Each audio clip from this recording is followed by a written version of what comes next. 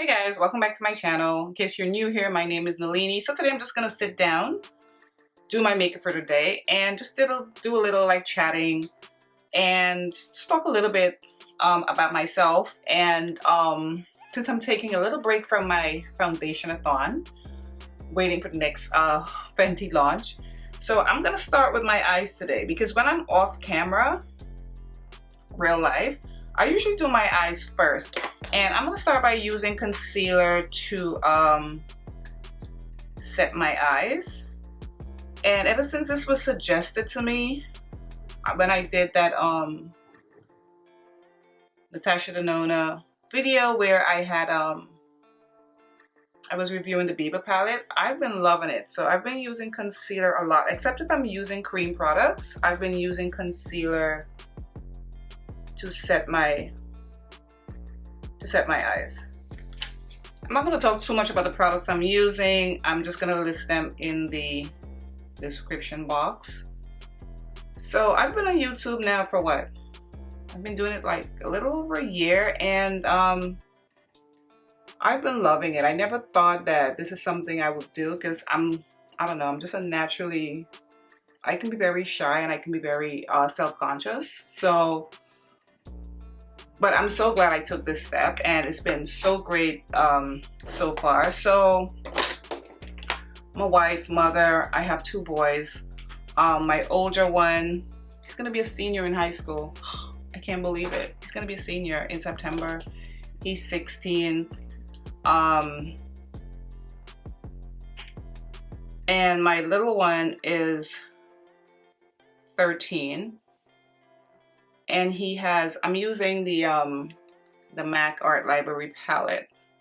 This, which one is this? This is the Flame-Boyant palette. Yeah, so I was talking about my little one. He is 13 and he has special needs. And the reason I say special needs, he has very low functioning autism.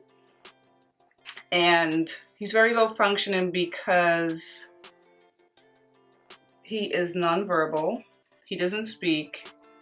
He has a lot of sensory issues. He has ADHD and he has OCD on top of all of that. And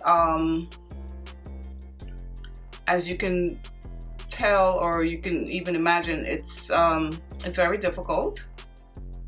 Because you know, when you have a baby or whatever, everybody expects the Gerber baby. And the thing with autism, it's so insidious and it doesn't show up like when they're babies and stuff. Like you don't know something's wrong until you find out, well, something is wrong.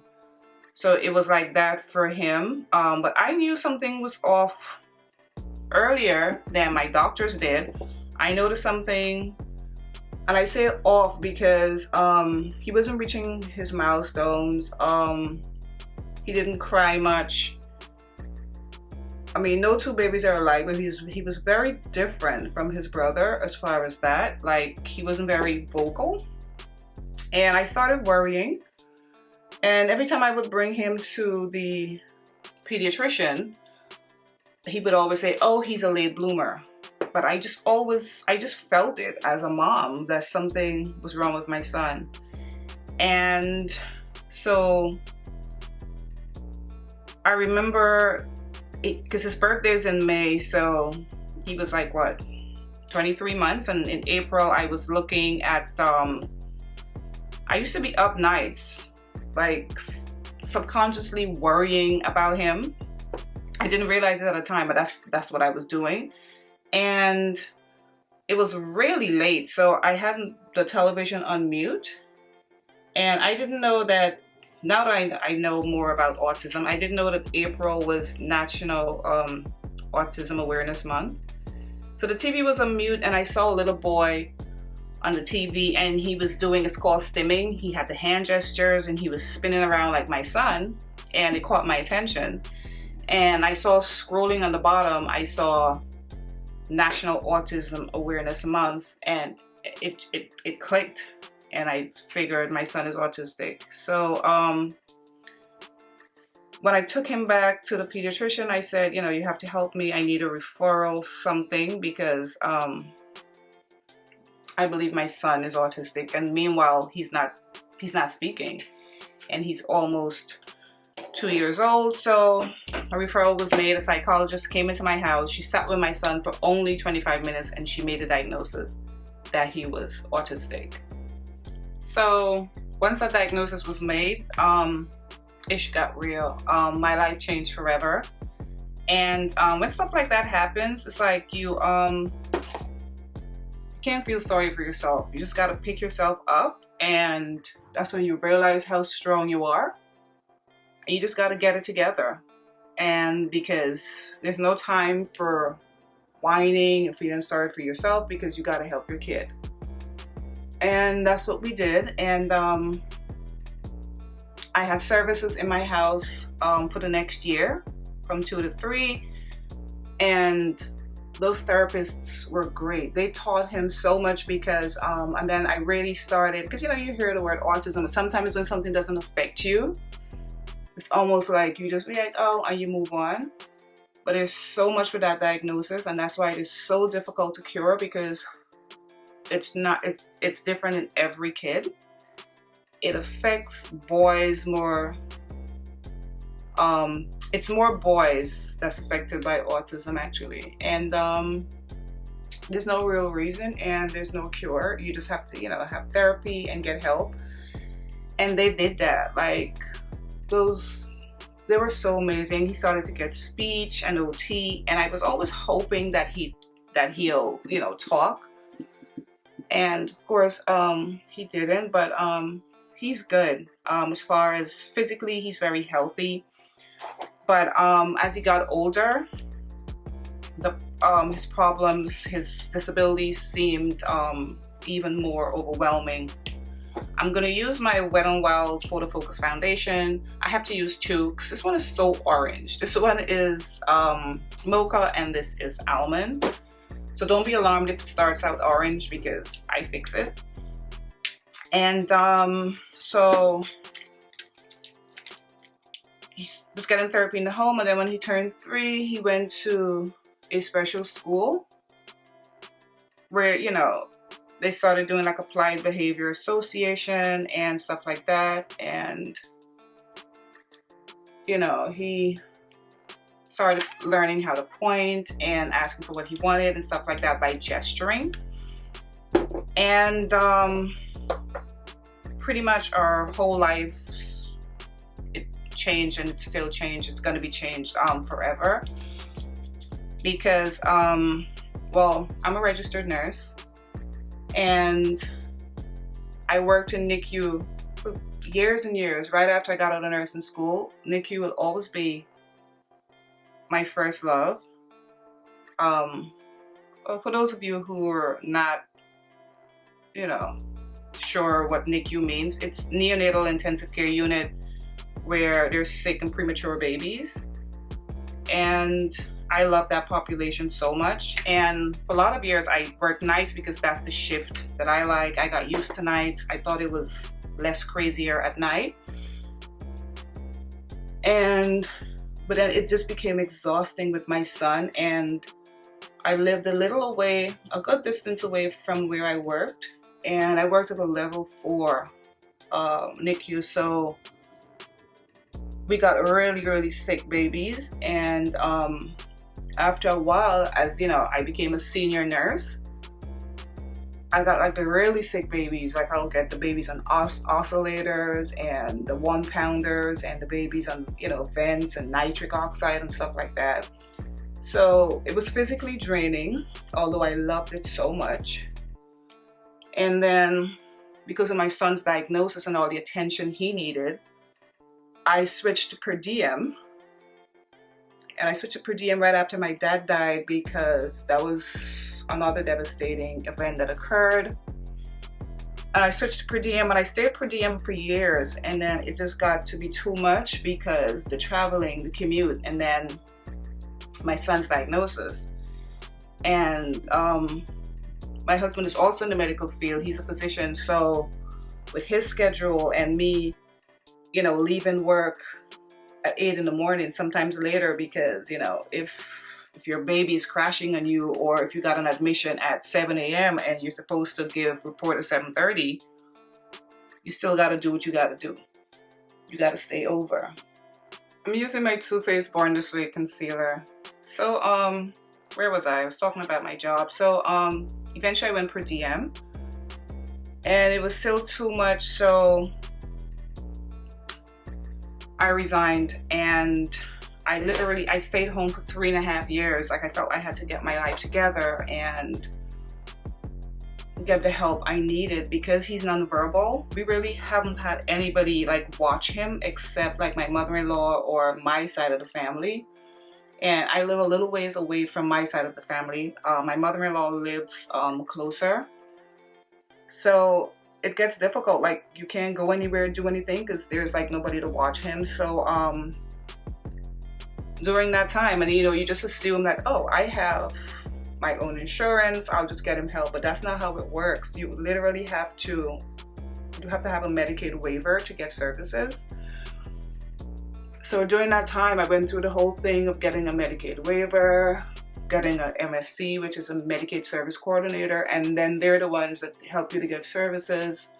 I tried Step Direction, that didn't work out. We tried ComHab, that didn't work out. My son is like so unpredictable. That's the thing with him. Like, you don't know what will set him off, and because he can't speak, he gets frustrated. And with the ComHab is supposed to like take him out into the community, like to help us, like just bring him out, do stuff with him, but he refused to go with the ComHab worker, and he's very rigid. Like, he's set in his ways, and anything that deviates from like what he thinks is normal, he'll resist, and it will be difficult. So right now I'm looking into respite. I've interviewed a couple people.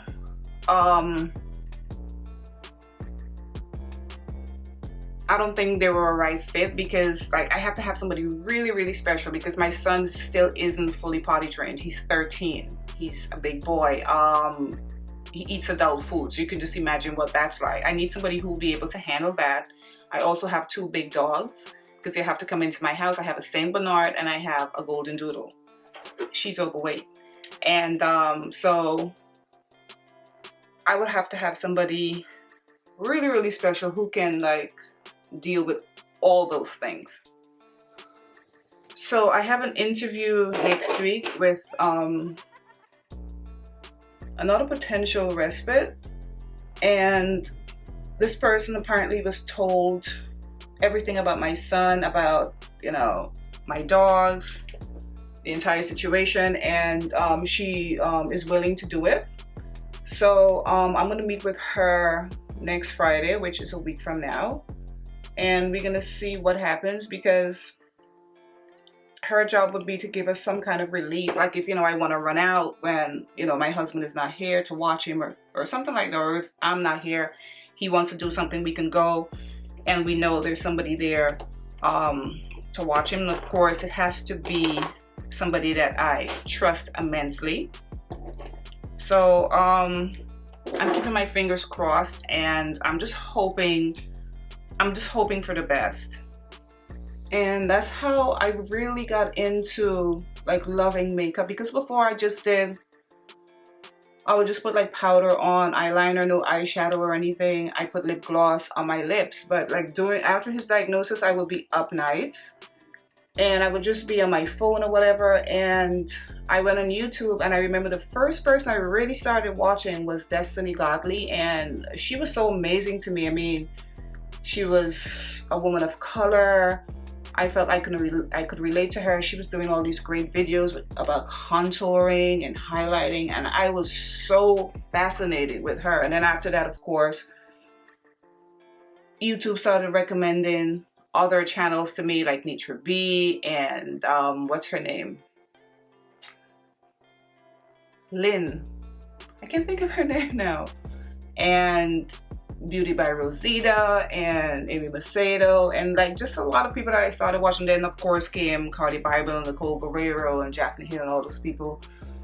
and I was so fascinated by them, and I just started buying makeup, and I can be very impulsive, and I loved it so much, and it became almost like my escape.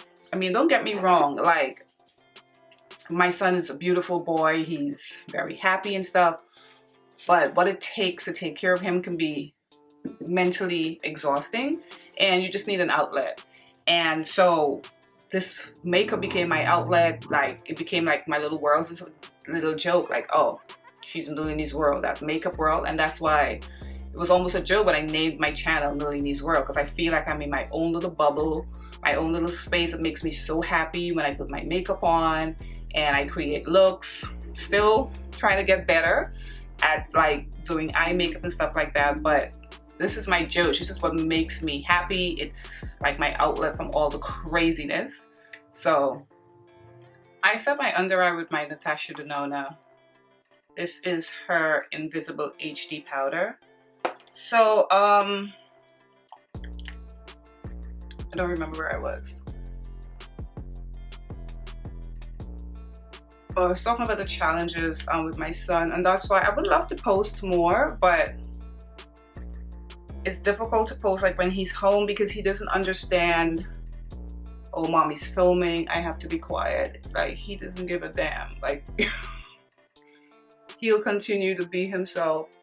And then for me too, like I said, I have an older son that's in high school. He's very smart, very sweet, very sensitive kid, very kind, and he gets lost a lot in the shuffle.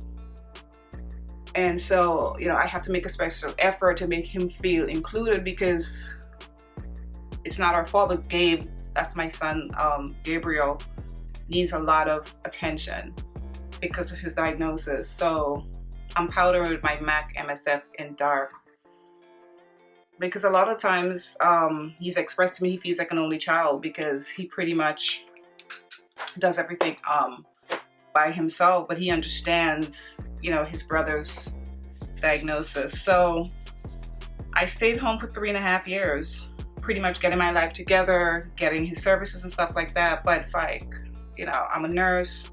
I wanted, you know, to do something being at home.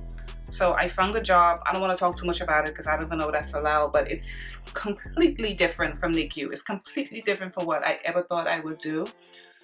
But I'm using my Benefit Huda in Toasted. But I work with the teenager population. So that in itself is very difficult, because teenagers can be difficult. And these are teenagers that are, how should I put it? That's had emotional trauma, you know, and has had difficulty in their lives. And but I only work weekends because of my situation. So my husband, even during the week, I work weekends. So I go in Saturdays and Sundays. Saturdays I'll go from 4 to 10. I'll do 6 hours. It's not physically exhausting. I'm sitting mostly. That's why I said it's completely different from NICU. And and then Sundays, sometimes in the mornings, because we've been short, I'll go in and I'll give meds, I'll come home, and then I'll go back in the afternoon, I'll do another 6 hours. And what's great about it, it's like 10 minutes away from me. That's why I'm able to just give meds and come home. So it's like the perfect job. Like I said, I never thought is what I would do, but it's still the perfect job for me because of the convenience. Because of the way my life is, I needed something like that, and I didn't need the commute. So, you know, I can always run home, and then my son's school is like so close to where I work. So some days, like if I go in during the week, if they have an emergency and they call me in, I can just, you know, leave and grab him and come home. So, but YouTube has gotten me through a lot of stuff. But I used to love, what am I using here? This is my Laura Mercier. I have been cheating on this powder so bad with my Marc Jacobs, the Accomplice powder, but it pretty much has the same effect. This is an illuminating powder. This is in I think it's medium deep or deep. So I'm gonna go in with blush. This is my MAC Extra Dimension Intelling Glow. So I used to love on YouTube was just like people sitting down like doing their makeup. Those are still my favorite videos, and I know now because I've heard people say, and I think it's true, that makeup tutorials don't really get a lot of views anymore, maybe except if you're a really big influencer and you have millions of followers and stuff. Like, you know, pretty much anything that you record and put up, people will watch. But those are my favorite videos to watch. If you hear like noise in the background, I have some man downstairs working in my house. So I'm just gonna go ahead and set everything with my Morphe setting spray. So for highlighter, I'm gonna use my Marc Jacobs, the Omega highlighter. Somebody had commented one time, I'm using my beauty blender to put it on my channel, that I only use high-end products. And well, I don't know if that's true or not, because for me, I just like what I like. If it's high-end and I like it, I'll buy it. If it's drugstore and I like it, I'll buy it. So if you see me using like high-end products on my channel, it's just that I like it. It's not, oh, I'm buying it because it's high-end. Like, I'm not a high-end makeup snob or anything like that. I just like what I like. And I happen to love this highlighter. It's definitely one of my favorites, and I have a lot, so that's saying a lot. But yeah, I've really been enjoying doing this. It took a lot of getting used to, a lot of trial and error. When I first started, I used to have to wait for my son to come home from school to help me edit. I was like a nervous wreck every time. Like, before I'm getting a little better. I'm not completely comfortable. Like, every time I would come on camera, I would be terrified. I would have knots in my stomach. Like, I wouldn't be able to eat like hours before I come on camera. I'm getting a lot better. I'm a lot calmer. And I think I've been so lucky. I've had great subscribers. I'm close to 1,000. And they've always been so nice, so respectful. I mean, I've had a few crazy mean comments that I've deleted, because this is my own little world over here, and this is where I come to be happy, and I'm not going to be aggravated or upset, you know, with people just coming at me with like crazy stuff for no reason. I'm going in with MAC's. This is Kinkster. Like I said, everything is going to be listed in the description box if you're interested in the products that I'm using. And I love a nude lip. Like, what's better than a nude lip, right?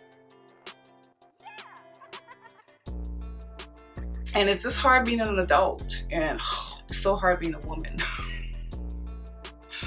But this is like the only area where I'm like really girly, because I'm a sports junkie, not playing sports, but watching sports. Like, I'll watch football, basketball. I'm a lunatic. I'm one of those people that scream. Like, I have a huge family. I have a bunch of brothers, and I only have 2 sisters, but my sister and I, we're like sports junkies. We'll call each other, we'll be screaming. Like, I'm a huge tennis fan. Love Serena Williams. But on the male side, I love Rafael Nadal, and this is how bad it gets. Like, if he loses like a tough match, especially to Djokovic or Federer, I cry. I'll be so upset, literally. Like, I'll be so mad. But it's difficult being an adult, and especially when you don't want to do adult things, and you have to keep adulting and whatever. And so some days I'm just waiting for my son to fall asleep, like to go to sleep, and so I can just sit there and do nothing, just sit around and eat dulce de leche ice cream with apple pie and get my whole life. So anyway, guys, that was me just talking a little bit about myself, because somebody had asked me also about my tattoo, and obviously it's a puzzle, and it's a puzzle piece, and it's the autism symbol, because, you know, autism is such an anomaly and such a puzzle. And this is for all the mother warriors out there who have kids with autism or any type of special needs kids who continue to do it, who's fighting, who's being strong. I support you. I love you, and let's continue to do this together. Anyway, guys, thank you so much for watching this video. I hope you enjoyed it, and I'm gonna see you again for another episode of my foundation-a-thon. Bye, guys.